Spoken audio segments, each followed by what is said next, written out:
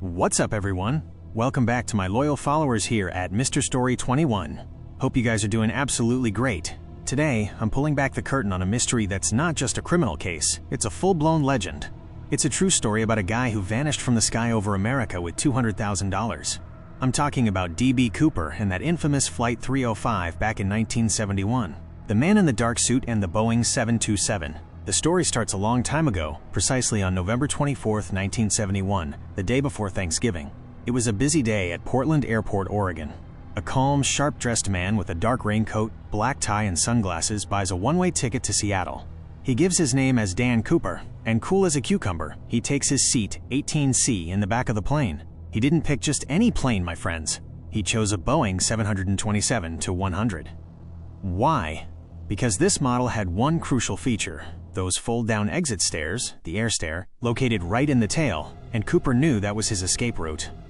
He even ordered a whiskey and lit a cigarette. Zero stress. The bomb, the ransom, and the professional. Once the plane took off and leveled out, Cooper calmly handed a small, folded note to the flight attendant, Miss Florence Schaffner. Florence initially blew it off, but Cooper told her softly, with a serious edge, "Miss, you better read that note. I have a bomb." Florence's heart must have stopped. Cooper partially opened his briefcase, and she saw those red wires and what looked like sticks of dynamite. Cooper didn't need to yell. His demands were military precise. 1. $200,000 in cold hard cash. He specified unmarked $20 bills with their serial numbers recorded. That means he was sending the tracking team straight to hell. 2. 4 parachutes, 2 main chutes and 2 reserve chutes. This shows Cooper was a pro who knew chutes could fail. Guys, picture that moment. A completely calm guy with a bomb up in the air. If you were that flight attendant, how would you keep your cool?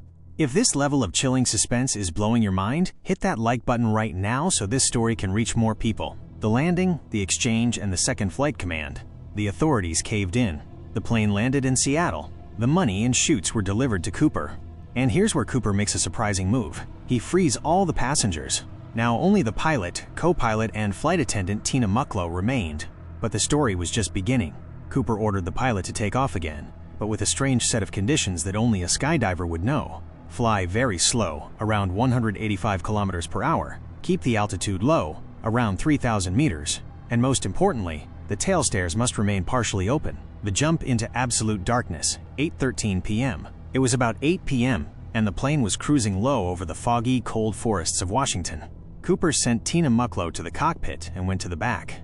He strapped on a parachute, fully lowered the 727's tail stairs, and threw himself out into the night. At 8:13 p.m. on November 24, 1971, D.B. Cooper, with his $200,000, jumped out of a moving plane into the freezing wind.